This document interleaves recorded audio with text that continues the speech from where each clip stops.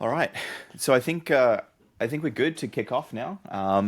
So just by way of some introductions, I'm joined by Shubham, who's one of the co-founders and the CTO of Assetnote, and Adam, who is one of our security researchers here at Assetnote, and I am the co-founder and CTO of Assetnote.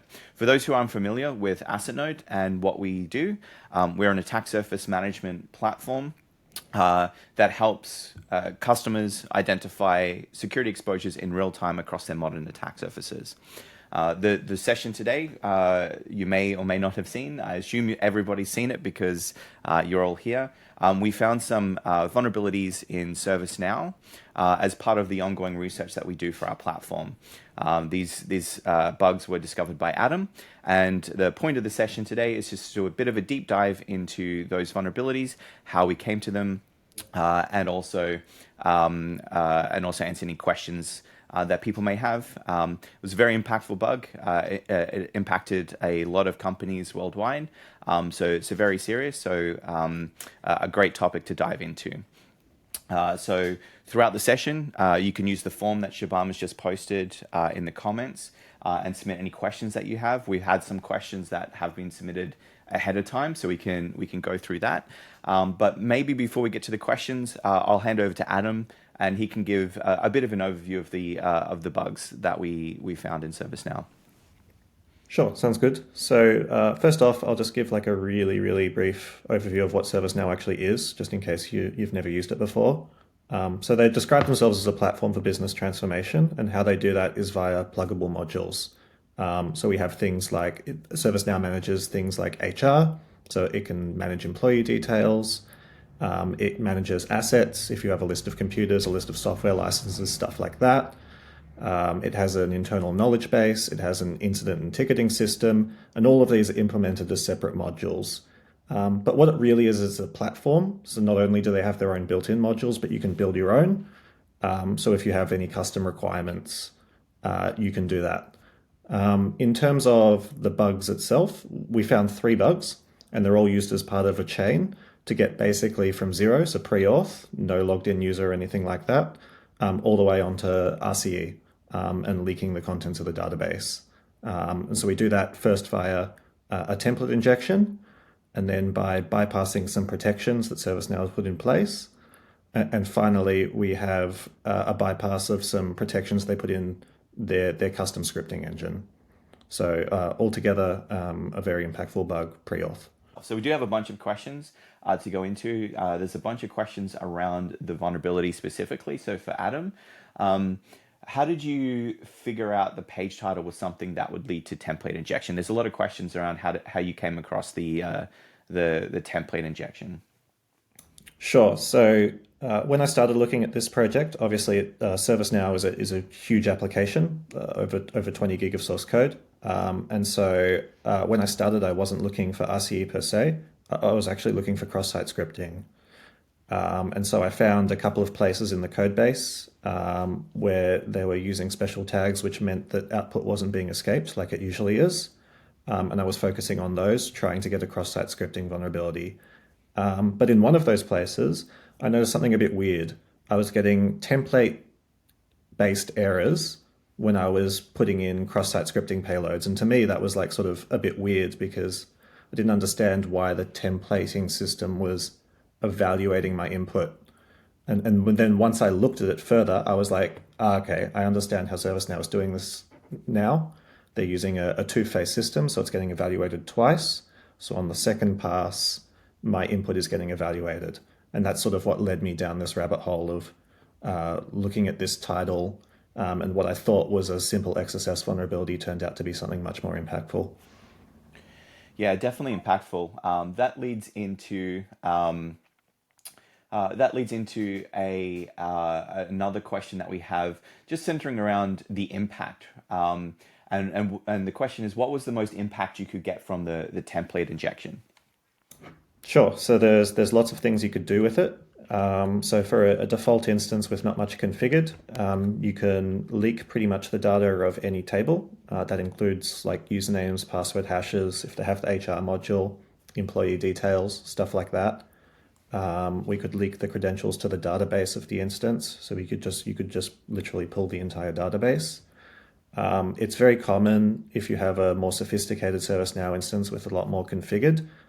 You may want to configure a proxy server. So a proxy server is something that tunnels between your company's internal network and ServiceNow, because obviously ServiceNow is primarily a cloud-hosted solution. So by default, it doesn't have any visibility into your internal network. And it turns out that if you have scripting engine access in ServiceNow, you can run arbitrary commands on those proxy servers. So basically, you can get a foothold in the company's internal network. Yeah, that's definitely the real serious impact here as well. One thing, running this check in our platform that we saw is that connected mid servers are actually quite prevalent and quite common, which definitely increased the impact of this bug. And so, what versions were affected by the bug? Were there other versions affected? So there's a few questions on the versions of ServiceNow that were impacted here. Sure. So if you were running Washington or Vancouver, which are the latest two releases, you were vulnerable to the full chain. So that's the really bad one. If you were running Utah or earlier, or something like Tokyo, you weren't impacted by this chain, but you should still update. There are patches because we have three vulnerabilities in the chain, and you're not vulnerable to the first one, so the chain doesn't work. But ServiceNow has still released patches to fix the other two. So yes, Right. So is it worth saying? So there's three vulnerabilities in the chain, and two of them did exist in prior versions, but because the third didn't exist, that the chain wouldn't work in versions other than other than Vancouver and Washington. Is that that's correct? correct. That's correct. Yeah. Great. So another question here: how long did it take you to find the full ServiceNow chain? Sure. So I spent about 4 weeks on this project entirely. To be honest with you, the first week was just sort of getting to grips with the platform. I had never really used ServiceNow before, and I really like to understand an application before I try and hack it. So just trying to understand the basics of how it works, how their platform works, how their templating system works, how their scripting engine works, stuff like that. The actual bugs itself came quite quickly. Like it went like from zero to the full chain in about a week. But obviously with security research, you try a lot of ideas beforehand. A lot of those ideas don't work. So there were probably about 2 to 3 weeks there where I was just playing around with different ideas that didn't really eventuate to anything as well. Great, great. So I think reasonably quick, I guess, for something as complicated as ServiceNow, which is good. And so we're getting a few questions around, why we looked at ServiceNow as a sort of a target for our security research, and I think maybe I can answer that one. So with our platform, what we do is we're monitoring customers' attack surfaces, discovering their assets, mapping it out, and then monitoring it in real time for security exposures and other vulnerabilities and other issues like that. And so we focus our research on widely deployed enterprise software. So how we pick targets essentially is we look at the technologies that are prevalent across our customer base, but also widely deployed in a broader sense across organizations around the world. And we tend to focus on those. We also focus on impact as well, and also risk in terms of from a company's perspective, how risky they see the software, right? So things like ServiceNow is obviously a good example of that. But it might be Citrix, it might be Microsoft products. Those sorts of products are the ones that tend to have the most impact and also tend to have the most concern for organizations sort of running them, given that they are in a lot of ways considered critical infrastructure for our customers and these organizations. And so that's why we looked at ServiceNow, and that's why we look at similar products. You can also see, if folks are not aware, on our website, we have a research page where we've disclosed our research into other products as well, and other technologies, so you can get a sense of the kinds of things that we look at. that's sort of the nature of how we choose what we research. Just to add a little bit to what Mike is saying, at Assetnote recently, in the last, I guess, a year or so, we've really changed our strategy to focus on some of the largest software there is out there. So we're looking at, the largest VPN providers, looking at software like ServiceNow, as well as other really critical pieces of software, as we find that, a majority of our customers are running this. And I think the impact that we found with ServiceNow and the issues that Adam found in ServiceNow was just that almost all of our customers were affected by this. So it's a very worthwhile target for us, as well as any of the larger vendor products you might imagine on an attack surface. One thing as well, just to round that out, that I think is somewhat interesting is that we have a slightly unique perspective on this sort of software. A lot of folks use the term shadow IT, and they refer to assets that are sort of spinning up outside the purview of typical security, visibility, and control. And we kind of feel that in a lot of ways, this sort of software and these sorts of systems are the real shadow IT in environments, and so that's why we kind of focus on that. So we have some more questions coming in, which is great. Some more general questions around tips and advice that you would give to sort of beginners starting out in security research, and what's the best way to improve your skills with security research. This is probably both open to both Adam and Shubs here. I'll let Adam start with this one on his perspective, and then I'll have a bit of a Cool. bit of comment as well. This is always an interesting question to answer for me because I had a very non-traditional path. Like I didn't ever study security specifically or anything like that. I actually started with CTFs. So there's a bunch of online websites which give you security challenges. And I was always like interested in programming and stuff like that. So I had like a basic computer foundation, but I didn't know anything about security. And literally I would just spend free time, whenever I had it, doing these security challenges. And you find that after a while of doing them, you start to see patterns. Things repeat again and again and again. And after a while, you build up enough confidence to say, well, I've like sort of found all the vulnerabilities and sort of these fake sort of challenge-like environments. Maybe it's time that I have a look at a real application. So I would say if you haven't gotten into CTFs, that's a great way to start. Right. Yeah, I definitely echo that. I guess from my side, another thing that has been really valuable with security research is the methodology of really doing source code analysis as a way to find security issues. And I think for me, security research goes hand in hand with a lot of white box security testing that we do here at Assetnote. And if you're a beginner, the beauty of all this is that you can pretty much download any vendor application and take a look at the source code yourself. And I think it can be really daunting when you initially look at any code base, but there is a real benefit to the experience you get every single code base you look at. The more code you're reviewing, the more that you're looking through everything and looking for vulnerabilities, the more valuable it is. There is a talk that I gave a couple years ago on how to do source code review the offensive security way. If you are interested in how to get how to start off in your source code reviewing journey, I do recommend watching that video. Great. So maybe a bit of a similar question as well.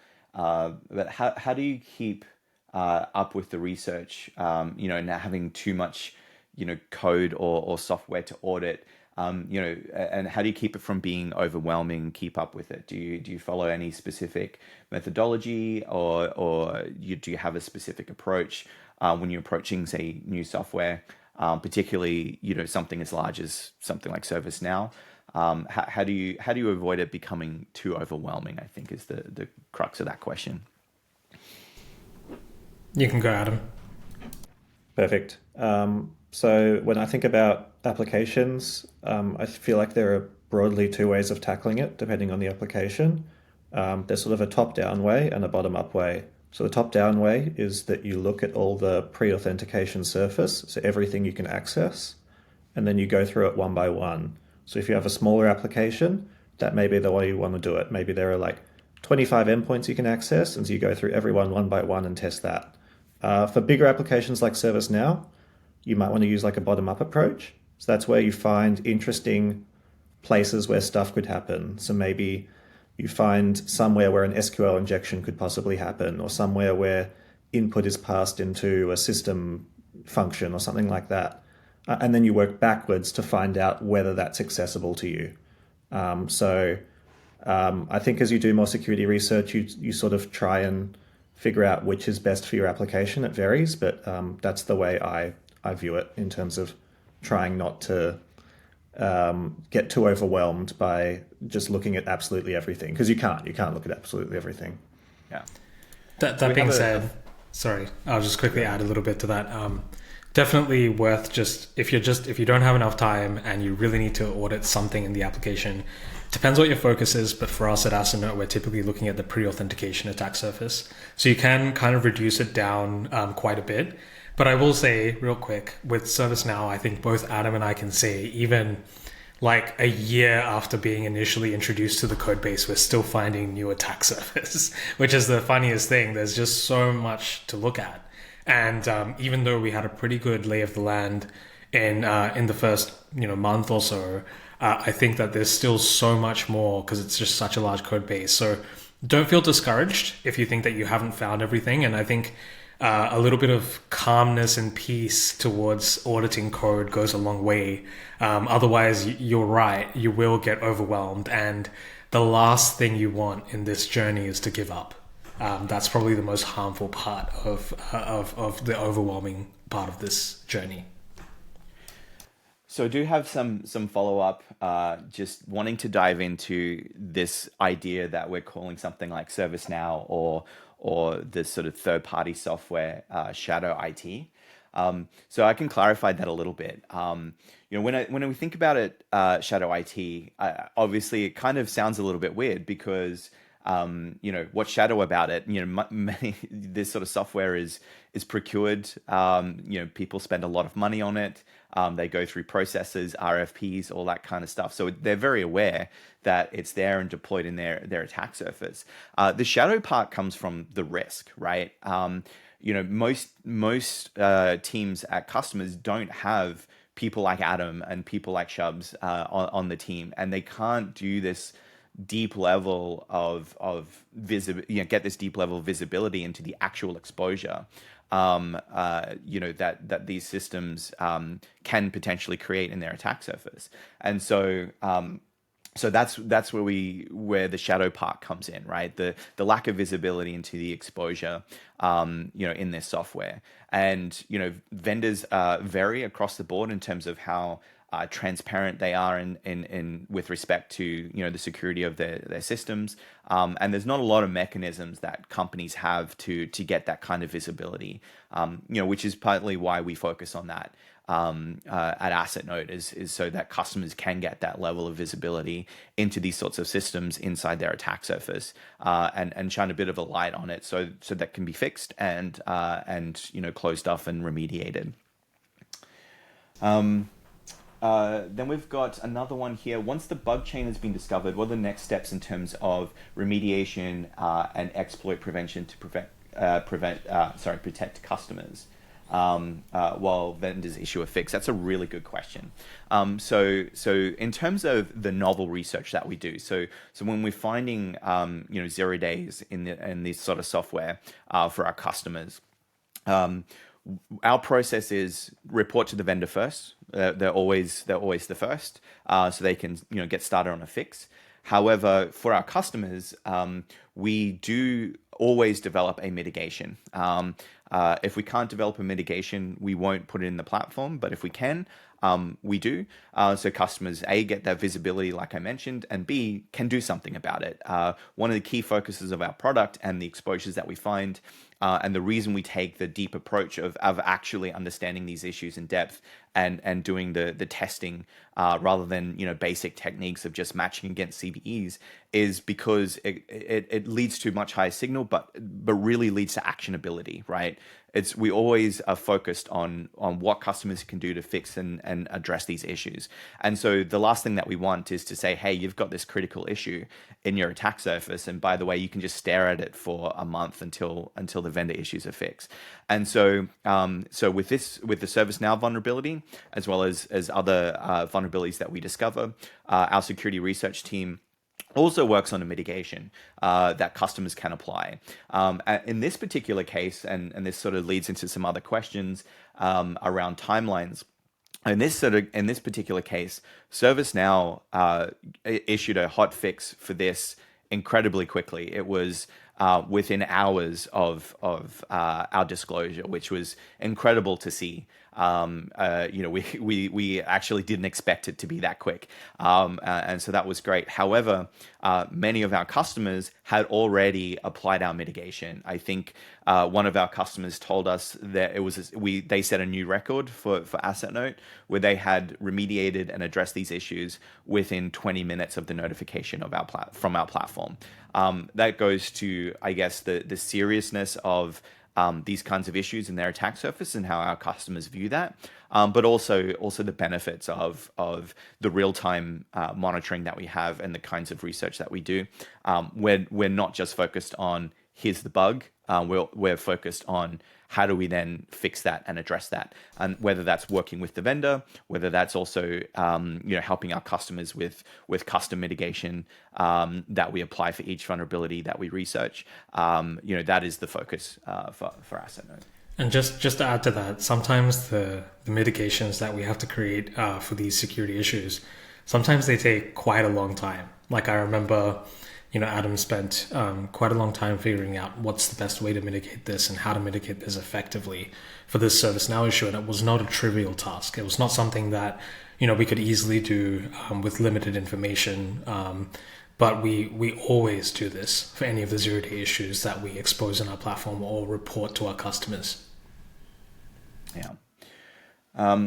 We have some more questions coming through, which is great. In your opinion, what is the state of security right now? So vulnerabilities like SQL injection, cross-site scripting, CSRF, and other common vulnerabilities. Do you still find these common vulnerabilities? And what other bug classes do you see that are less common but really interesting to look at, like deserialization issues, cache poisoning? So there's a couple of things here. I'll take part of it, but I'm sure Shubs probably has some opinions here. One of the interesting things with our platform is that we operate at scale. So we operate at a sort of scale for some of our customers that is in the hundreds of thousands of assets. And so when you start to look at things at that kind of scale, it's quite interesting to see what flows out. So obviously things like SQL injection, XSS, all of those vulnerabilities are still very prevalent across software, just in general. We tend to obviously focus, as Shubs mentioned, on the pre-auth attack surface and the stuff that's going to be impactful from an internet-facing perspective. But one thing that I will say that is quite common, but that doesn't necessarily get talked about a lot when we talk about things like security research and vulnerabilities, is that there are common, particularly as it relates to cloud infrastructure, there are common issues that create security exposure, that the root cause isn't necessarily a vulnerability. The root cause is more of just configuration and just generally managing cloud infrastructure and DNS and things like that at the scale that many of our customers operate at. And so these findings are just as impactful as any serious vulnerability or traditional vulnerability, but they're not looked at often by traditional vulnerability scanners. And these are things that are quite impactful and are challenges that many customers deal with, particularly once they start to scale. So that's kind of an interesting perspective that I don't think gets talked about enough when we're talking about scanning for security exposures. But I'm not sure if Shubs has anything he wants to add to that. Yeah, for sure. I mean, even the vulnerabilities that we've disclosed in ServiceNow, they kind of remind us of vulnerabilities that were present in the 2000s almost. Like there's double evaluation, which is a really popular concept in struts, which is 15, 20 years old, more than that even. And there's a lot of different things inside. And sure, like some of the technologies have changed, but some of the core concepts that lead to these vulnerabilities are still the same. And this is something that I've found not just for what Adam has found in ServiceNow, but pretty much across the board. There's, for example, there's a really large bug bounty program that I participate in that over the last couple years, I've discovered, 20, 30 SQL injections. And I think that if I was to tell anyone that this company has this many SQL injection bugs, they would be like, why? How is that possible in 2024? How do they have SQL injection? But actually, the reality is that they're just using different new technologies that have somehow exposed them to SQL injection in the weirdest ways. And these are very esoteric vulnerabilities that are very difficult to exploit or very difficult to detect. And, it's wild because we see the same vulnerability classes come up just in different ways, I feel like, in different contexts, in different ways, in different configurations. And this is what we've been seeing pretty much across the board in all of the source code analysis that we do, as well as bug bounty programs that we participate in as well. There's a lot of the traditional vulnerabilities are still there. But yeah, we do focus on, as Michael said, cloud misconfigurations, DNS related issues, and also different techniques like HTTP smuggling, H2C smuggling, and cache poisoning, as mentioned in the question, as well as deserialization bugs when we do any of our source code analysis work as well. So yeah, I mean, we find issues in pretty much every single category that's mentioned in the question. Yeah. Great. So I think we had half an hour set aside for this, right? I'm not sure the timelines here, but we've got a bunch of great questions. Another one probably for you, Shubs, that would be good to answer is, what other targets are we looking at from a research perspective? I know we kind of touched on earlier, broadly, what we're looking at in terms of the kind of, third-party shadow IT in a way. So the sort of critical infrastructure that is deployed that doesn't often have a lot of security exposure and visibility. But can you provide any further insights in terms of some of the things that we're looking at from a research perspective? Yeah, sure. I think we're looking at, again, as I mentioned earlier in this call, we're looking at larger products that are in use by a majority of our customers. Earlier this year, we released some research on Magento. There was an XXC that we reverse engineered and released some research on.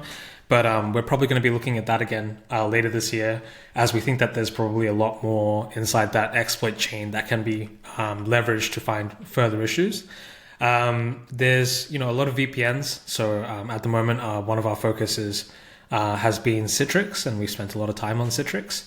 And that's probably going to continue. We're going to be looking at things like Cisco ASA, potentially looking at AnyConnect as well, which we understand is a very, very popular technology across the board. But yeah, we're pretty open to this as suggestions from our customers as well. So it really depends what feedback we get from our customers as well, in case there's anything else. But realistically, our security research team is pretty much always on the lookout for something that's worthwhile to look at. Yeah. Great. Okay, this has been a great session. There's been some really great questions. Really appreciate everybody who's attended live, and also thanks to Adam and Shubs for joining as well. And so, let us know in the chat if you guys, liked this and would be interested in seeing more of this. I know we do post a lot of our research on our website, so that will always be the case. But if you're interested in more sessions like this, we're definitely keen to do them.